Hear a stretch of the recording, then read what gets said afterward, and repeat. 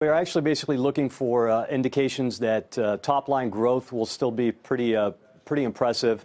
Actually, for the next 5 years, we're thinking that these guys are going to grow at a 35% CAGR. And then in terms of MAUs, or monthly active users, we certainly want to see growth in that, hopefully double-digit. And then the most important thing in our view is how they actually monetize those users.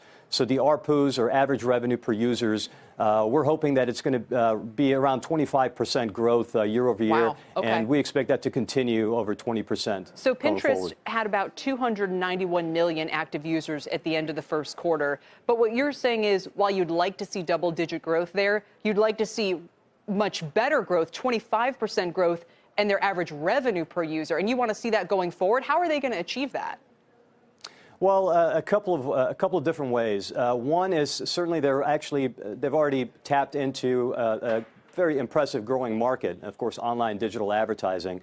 The second thing is that they are planning to more aggressively expand into Europe. I mean, if you look at the revenues, they're actually generating around 95% of their revenues in the United States. So in terms of international expansion, a lot of upside remains, especially in the developed markets such as Europe, where ad spending is pretty impressive.